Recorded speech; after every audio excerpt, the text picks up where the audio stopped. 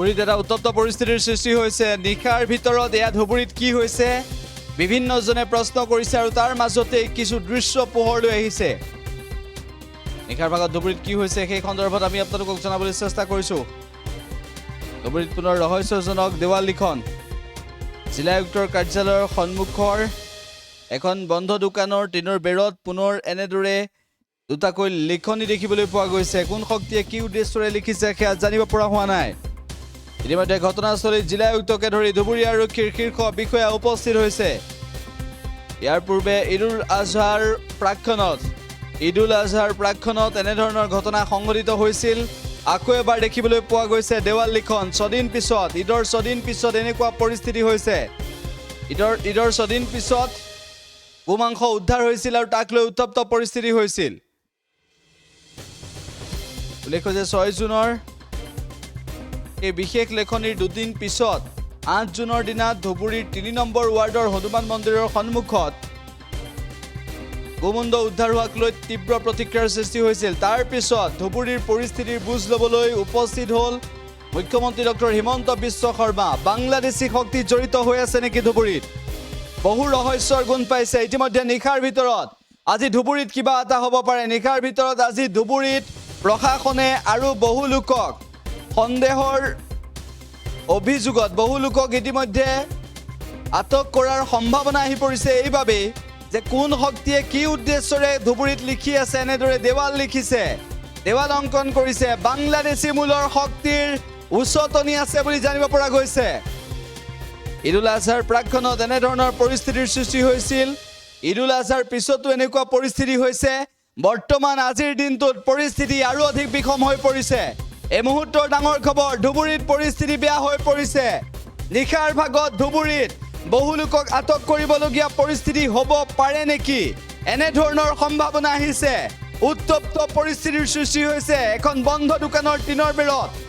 চক পেঞ্চিলেৰে লিখা দুটাকৈ লেখনি দেখিবলৈ পোৱা গৈছে। কোন শক্তিয়ে কি উদ্দেশ্যৰে এনেদৰে লিখিছে সেয়া পৰ্যন্ত জানিব পৰা হোৱা নাই। ধুবুৰী জিলা আয়ুক্ত উপস্থিত হৈছে। ইতিমধ্যে জিলা আয়ুক্তৰ বাসভৱনৰ ওচৰৰ পৌৰসভাৰ উদ্যান এলেকাত অনুৰূপ দেৱাল লিখন দেখিবলৈ পোৱা গৈছিল।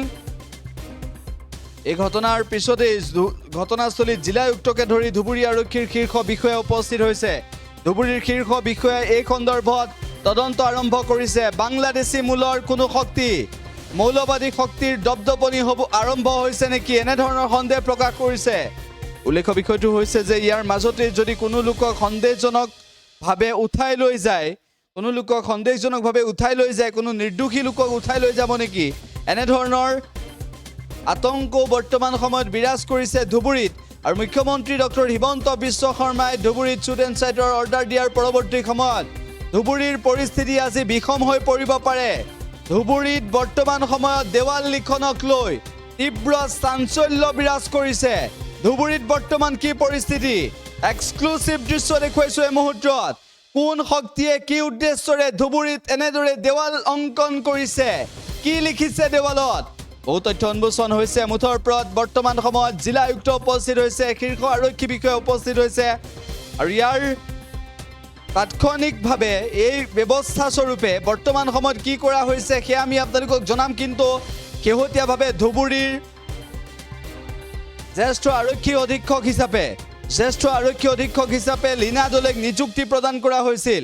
ধুবুৰীৰ পৰিস্থিতি কোন দিশেৰে যাব সেয়া অত্যন্ত ডাঙৰ বিষয় হৈ পৰিছে। আজি নিশাৰ ভাগত ধুবুৰীত কেনেকুৱা পৰিস্থিতি হ'ব পাৰে, এনেধৰণৰ সম্ভাৱনাও বিৰাজ কৰিছে। বৰ্তমান সময়ত ধুবুৰীৰ পৰিস্থিতি কি আৰু ধুবুৰীত বৰ্তমান সময়ত কেনেকুৱা ধৰণৰ অৱস্থাৰ সৃষ্টি হ'ব পাৰে, এনেধৰণৰ আতংক বিৰাজ কৰিছে প্ৰতি মুহূৰ্তত।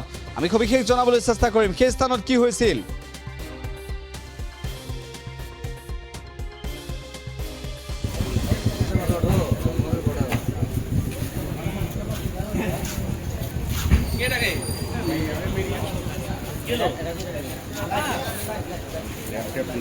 ऐसा डांगा चालू ना करो।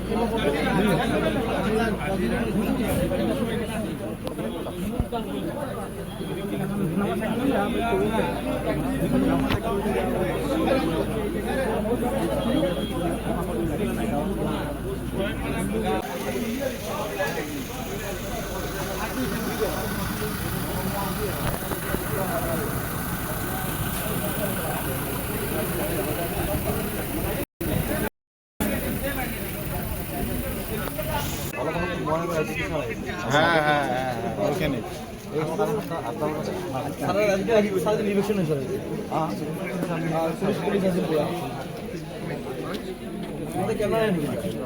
কেমেৰা চাব দিছোঁ তাতে আছে কিবা